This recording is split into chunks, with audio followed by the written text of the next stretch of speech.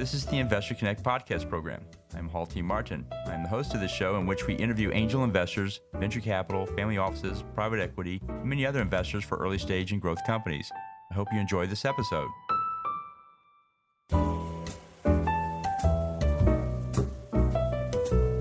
Well, hello, this is Hall Martin with Investor Connect. Today we're here with Jeremy Carter, managing partner at Soterra Capital. Soterra Capital is a private investment firm with offices in Austin, Texas and Louisville, Kentucky. We invest in lower middle market private companies with capable management teams and fundamentally strong operations. Most of all, they look to invest with people who share their commitment to excellence, integrity, family, and faith. Jeremy, thank you for joining us. Thanks for having me. So what was your background before investing in early stage companies? I've been an operator. I started my career in engineering.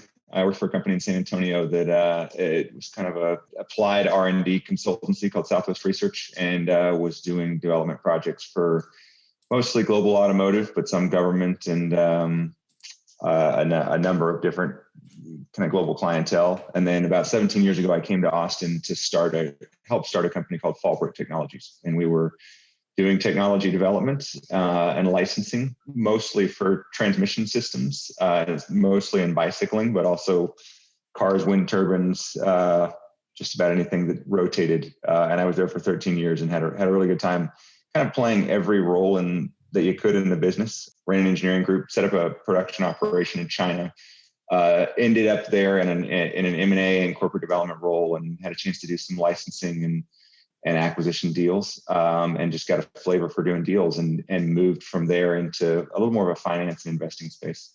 Great. So what excites you right now? Well, what we're doing at Soterra, I would regard us, if we want to try to be the best we can be at anything, it's being good capital allocators and finding opportunities to capture value. And that is really in any field. Our specialty, my business partner who's in Louisville and I both have a really similar background in mechanical systems, and he's a chemical engineer. I was mechanical, but more than anything, basically finding good operations with good recurring sticky cash flows. One space we've been pretty focused of late is we call it managed services. Historically, it might have been called managed communication services. It might have been called telecom, but it's a little broader than your conventional telecom. And so we've done a couple deals there in the last year, and we really, really like the space. Yeah, that's great. Well, you see a lot of startups and investors out there. What's your advice for people investing in startups? What do you tell them to do before they write that check? Yeah, people investing. I mean, it to me, whether it's startups or it's blue chips, I actually give a talk at UT along these lines every year. There's the fundamentals are the same. Let's not pretend that necessarily we get to kind of escape the physics of business, if you will. Businesses still have to, they obviously have to generate earnings at some level, at either whether now or some statistical level in the future. And if you're investing in the space, you need to have a good view of value of what you're buying. Well, I spent a lot of time in the seed stage investing space, really where I've kind of evolved in the last 20 years of doing this is basically making sure that I have a really good understanding of how to value businesses. And more than anything, make sure you're not overpaying. And I would say the investor's job in any sense is to assess the predictability and reliability of earnings. And so get a good handle on that. And then just make sure you're dealing with good people. I really can't emphasize that enough. That's how we operate there. There's a lot of people. There's a lot of people you don't have to do business with, and it's a terrible thing to waste time on those just because maybe we're excited about some certain opportunity or something like that. Work with people that you trust and people that really understand the business model that you're investing in. And my investing style has moved very much from being speculative to being a little more value oriented. Hence, that's why I spend my time really working to understand value, which can be done even for startups. We're not just putting our thumb in the wind and hoping. People put these businesses together to generate a cash flow, and they should be able to look at that and say, here's what I think it's going to be worth if you do that, and then discount against it. That's how I think about things as an investor. Great. Then on the other side of that table, what's your advice for people running startups? What do you tell them to do before they go out to raise funding? A lot of the same things. I had a mentor when I was at Fallbrook, the company that I mentioned earlier. He fantastic guy named Paul DeHart. He had been with GM for 18 years, Harvard Business School grad, and he put a perspective in me that probably shaped indirectly my career path. He said, you can look at everybody in these business spaces in one of two camps. You either have players or you have spectators. Players are the people on the field that, whatever they decide to do, that's what the team's doing. If we're going to run, then everybody's running. If you're going to pass, then the team's passing. Or if you're going to sit down and suck your thumb, you don't get to choose not to choose. But the best players are the ones that can see the field kind of from the perspective of the people in the stands. And the flip side, the people in the stands can be, they can throw stones and be critical, and they don't have to live with it. But the best of them are the ones that know what it's like to be on the field. And so I shape whether I'm an investor or an operator. As I moved from being an operator to being an investor, one of the things that helped me quite a bit was being able to assess the management team and know what life was like in their world, and actually try to understand the business to the extent that, a lot of deals we've done, I like to say that we want to know it well enough that if I had to step in to be the CEO or CFO, I knew it that well, obviously with some limitation. But thinking about it that way, you want to be able to see the business the way an investor does, or the investor should, and that is particularly how to assess value. And beyond that, it's pretty fundamental. Be a student of finance. And I think there's way too many. In fact, as I've gotten into the role that I'm in now, it's remarkable to me how much I bump into people that just don't really understand how cash flows through a business. And most importantly, how to define value, how to capture value when you've got a cash flow stream. What is your business worth? And when you do different deals, are you adding value or taking it away? It's remarkable how many deals are done that are not accretive to value.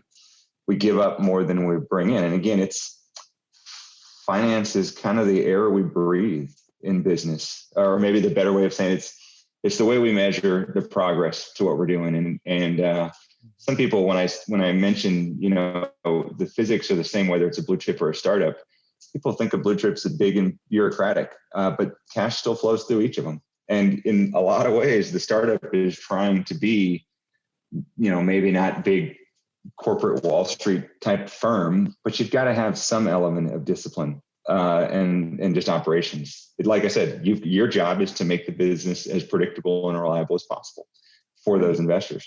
And so, yeah, that's how I would encourage them to think about things. Cool.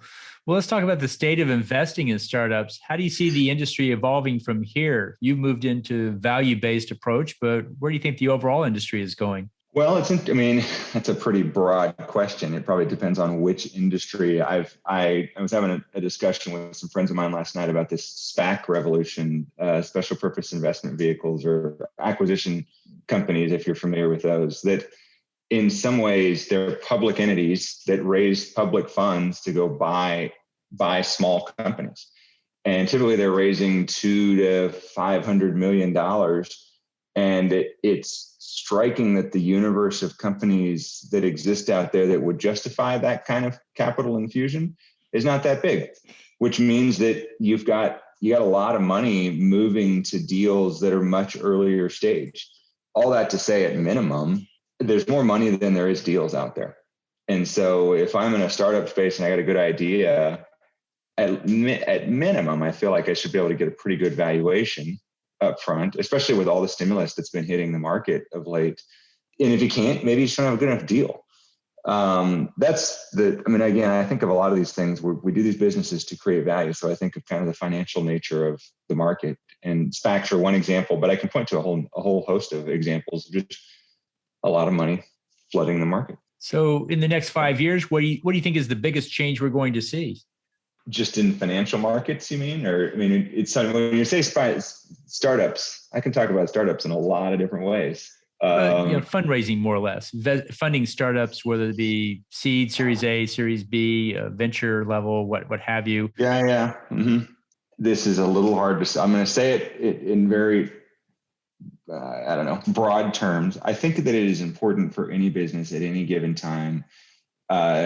It's hard to predict kind of the macro future. I think it's a more useful thing to understand where we are in the business cycle. And, up to COVID last year, we had been in the longest bull run in history, I think. And now we're kind of restarting a new economic cycle. And it's interesting because I don't know there was a big downturn, but That being said, when you have an environment or you're placed in a cycle where there's more cash than there is deals, you start to get pretty exceptional valuations, which means it's probably a great time to be buying, but markets can get euphoric, which is kind of my opinion of the SPACs that we were just talking about. And so if you're fundraising, I'm going to say the same thing, be disciplined. And if you are disciplined and you manage risk appropriately, I think there's a ton of opportunity right now to raise some cash and position yourself really well for what is undoubtedly, in my mind, going to be some overvaluation in the next few years, if not already. And quite frankly, returns are hard to come by in this environment, which tends to be, if you kind of look at just what's happened in the broad market, public equities are at pretty high valuations, so a ton of money flies into alternative assets, and that even further into venture-backed assets. And so my general view is there's plenty of opportunity to be raising money, raise it smart and demonstrate that you can compound capital, and you've got a lot of opportunity right now. So let's talk about your investment thesis. What is it, and what's your specific criteria for pursuing a deal? Yeah, so when I left Fallbrook, my role there, we were doing licensing and M&A deals. And while I was enjoying technology quite a bit, it's one of those it's challenging to predict. When you put a thesis together that has to invent something, that's a hard thing. And so we moved to what I do now at Soterra. I look for very proven, I'll even say often boring and predictable business models that are generating a lot of cash flow. So I mentioned what we're doing in the managed communication space. We are buying companies that are essentially brokerage agents. They're indirect sales channels for communication services. So think like AT&T or RingCentral or Windstream or even Verizon and any of your big communications carriers. They sell about 20% of their business into an indirect sales channel. And that indirect channel, these are mostly sellers. When they sell them, they get a commission on what they sell. And that is on typically a 3-year contract that auto renews. We find that those commission streams tend to stick around for 5 to 8 or 9 or 10 years. So it's sticky, really profitable revenue. And we're in the process of trying to roll those up. We just closed one transaction about 6 weeks ago. We did one late last year and have plans to go buy 5 to 10 of them over the next 12 to 18 months.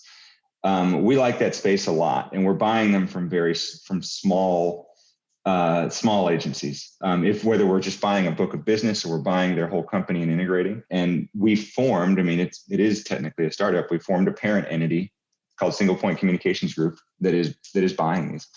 And the goal again is looking to keep capital in the business and compound it as much as we can. And progressively use that as a vehicle to allocate into other sectors, whether it's early stage businesses or similar free cash flowing entities.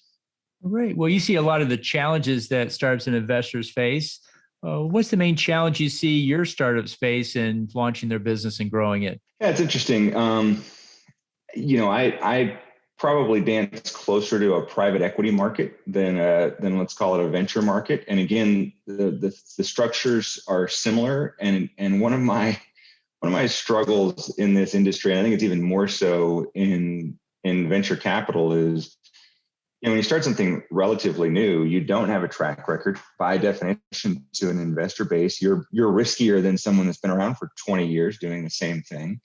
And as such, when you go to raise money, whether equity or debt, it's interesting how this industry is very focused on liquidity events, whether at a 5 or 10 year horizon, or if you go get into the private equity space, a typical model is maybe a 10-year fund that they're going to deploy with almost a mandate that they're going to sell inside of 10 years, which in some ways almost makes them forced sellers. But what it also does is it along the way, you've got debt terms that are maybe 5 or 10 years, and you've got distributions that they want to come out of that. And if you go do a deal that's, let's say you buy a deal for 5 times EBITDA and somebody wants a 6% distribution, well, there's 30% of your EBITDA going out the door, and you've got taxes going out the door. And if you do a debt deal, depending on the nature of your fund, amortized over, say, 5 years, if you're actually paying down that principal, most of that cash leaves the business. If you're trying to build something of enduring value, you want to keep that cash in the business. You want to let it compound. And so it's a bit of this is not necessarily now, this is always challenge in business. And so, but finding ways to finance deals that allow you to keep cash in the business and maybe have a little bit of a longer term horizon is a great way to do it. And that's very much how we focus on what we're doing. Right. Then on the other side of that table, what's the challenge you see most investors struggle with these days for those same deals? Finding deals at a good valuation. That's fundamentally it. And the second then would just be an ability to diligence them and really kind of model them out. I mean, there's some really, really smart people out there. I observe the closer you get to the startup space, it requires more than just analytical thinking. I mean, there's look, you've got some incredibly ingenious startups there, but they're going to be a long way from making money. And you got to have a lot of vision and you got to hope you're right, which is why that venture model tends to put money to a lot of different deals because it does become kind of a statistical game. How do you discount for however many you're going to be wrong on? And so we will tend to default to ones where the cash flows are a little more proven. And in that case, I think the biggest challenge is negotiating deals that are a fair price. Well, you see a lot of different applications out there and different subsectors and so forth. If you had to pick one or two to put at the top of the list of being good opportunities, what would you choose? Well, like I said, we're doing quite a bit in this telecom/managed communication space. COVID was a big tailwind to this, and it helped. I mean, we owned a business in this space, and this roll-up we're doing is underneath the company that we already owned. But we're fundamentally we're selling and building a company that provides the resources that allows us to do what we're doing right now. For me to work from home, and it looks like you working from home, and we're all communicating with each other. That is very much it. Beyond that, I kind of think. I mean, I am very bullish on technology. As is the whole rest of the world. But it's just it's remarkable to me how efficient our economy has become in a lot of different ways. Amazon probably being maybe the biggest example of that. But those type of technology businesses that are allowing us to fundamentally make people's lives busy or easier, which is kind of the value proposition of any business in the world that's worth existing. So telecom has been a big focus for us right now. Cool. Well, in the last few minutes that we have here, what else should we cover that we haven't? I've alluded to a decent bit of it. I'm just kind of looking at my notes. Like I said, I think that as in this environment, investors and entrepreneurs need to work really hard to understand value and to boot. Going back to your question of what advice do you give to operators, a very simple piece of advice that I think is really relevant is figure out how to make money on paper first. And a lot of times we have a tendency to go mistake activity for productivity. I started this business. I want to show something. And we get real busy and then realize, we're not necessarily following a plan, or that plan can move around a decent bit. So some focus and discipline and understanding an operation and understanding how it's going to make money. We spent a lot of time really breaking down business models to get down to the 2 or 3 kind of key KPIs that say, okay, every time I talk to a business that looks like this, I can kind of measure them on these 2 or 3 things. And once I have that, I can get to evaluation pretty quickly. And then thinking strategically about what that looks like when we pull it in. And I think there's a lot of smart people doing exactly what I'm saying, but it's remarkable to me, again, how much I bump into operators and even investors that don't think quite as quantitatively as I think you need to make money in this environment. And the other thing on that, I mean, you alluded to a little bit in our ethos at Soterra. I've talked an awful lot about kind of financial mechanics and we model a lot of things, building strong cultures of discipline, cultures that care about human beings with a view to say, hey, I'm gonna work in this business for a very long time, whether you're going to or not. I think those are pretty critical to building some long-term value. Cool. Well, how best for listeners to get back in touch with you? I suppose LinkedIn is probably the easiest way to do it. I've got a profile out there. Soterra Capital has a profile out there. Either of those, you can kind of check us out. We are going to be looking to acquire in the space. And while we feel that our equity is incredibly valuable, there's a few deals that we may be issuing some equity on. So if there's an investor that's looking for what I believe will be a pretty stable and predictable return, we'd love to talk to them. Or if there's some of these communication services businesses out there that are looking to sell, we'd love to talk to them. And quite frankly, we're always looking for people that might be useful to join the team or kind of help out in any way. So would love to hear from some folks. Great. Well, I want to thank you for joining us today and hope to have you back for a follow-up soon. Yeah, sure. Thanks for the time. Really appreciated it. Investor Connect helps investors interested in startup funding. In this podcast series, experienced investors share their experience and advice. You can learn more at investorconnect.org.